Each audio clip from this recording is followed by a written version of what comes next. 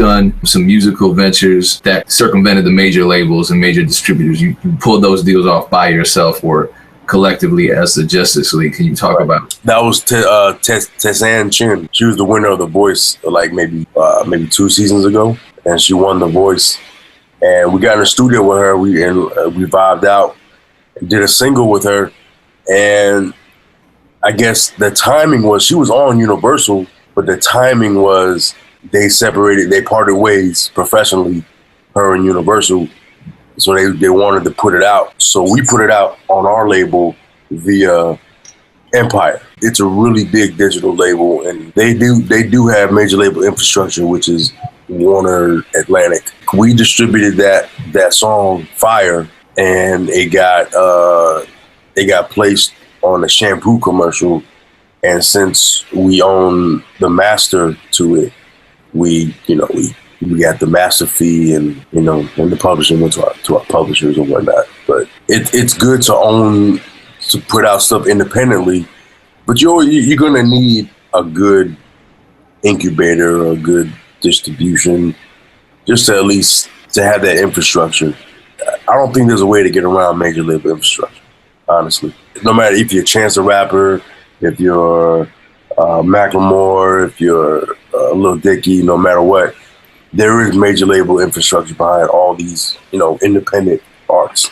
And it's not the traditional sense where they sign a deal, they do 360. It's a new kind of deal that they're doing now with these independent artists. I like those deals, honestly. I don't think the label likes them when they got to, cut those $12, $13, $20 million checks to those artists. You know what I'm saying? When they sell platinum and shit, you know what I mean? But it is what it is. You know what I'm saying? Yeah, I guess that's the benefit of them already having proven themselves independently without the machine, and then they're in a position to really negotiate, right? Right, and the thing with the label is like they sign a lot of distribution deals with a lot of people, and they do it for dirt cheap or do it for free, and it's a gambling, it's a lotto ticket for them. One of those motherfuckers is gonna pop off, and when they pop off, that shit is is out of here. You know what I mean? Like I said, the major label infrastructure is needed to facilitate certain things, and I'm not saying you need a major label deal, but the infrastructure is needed, and it can't be avoided. You know what I'm saying? Can't be avoided. At this time, anyway. It could change in the next 2-3 years. So here's a question about that, too, because I've been causing some controversy with some statements as well that I didn't think were all that controversial. They're always controversial. Yeah, but I'm trying to be real positive and frame things in motivational sort of ways, instead of saying the industry is this and rappers don't pay and this and that. I'm saying, no, it's possible you can really do this. Yeah, absolutely.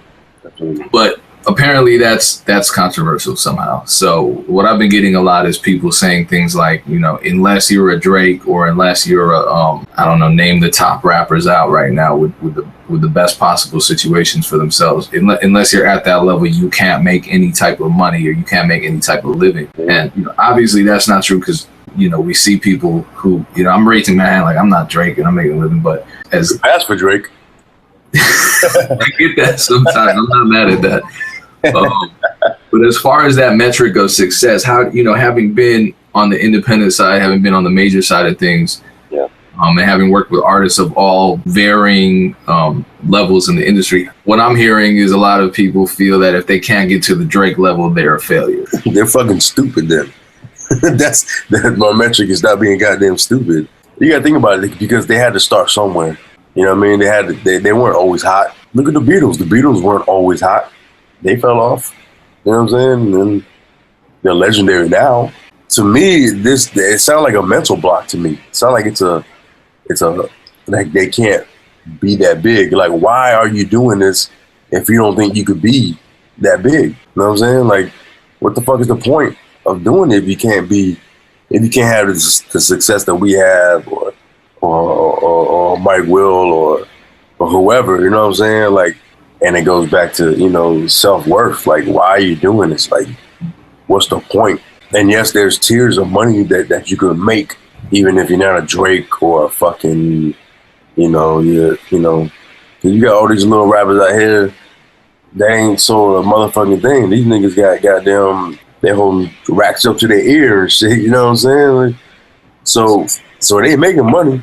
They ain't selling shit, but they making money. You think these little niggas out here selling dope? No, man, they ain't selling dope. No. And if they are, they going to jail. The metric is stop being a dumbass and fucking just and stop being scared. You just do it. There's no excuse for not wanting to be the best, honestly. You know what I mean? No, I'm glad you said that, because that how I interpreted that statement of somebody saying you can't make money in the industry anymore unless you hit like Drake or Mike Will is just kind of an excuse to not. That's absurd. That's absurd. It's just like you said, and you're better than me because you're more positive than I am.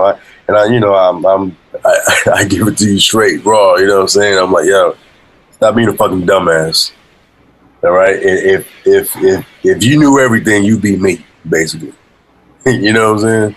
And the people that rebuttal and that rebut, they're not gonna fucking make it because they don't want to listen to motherfuckers that giving them free goddamn information. It's free. I bet you if you charge for this motherfucking interview, you know what I'm saying?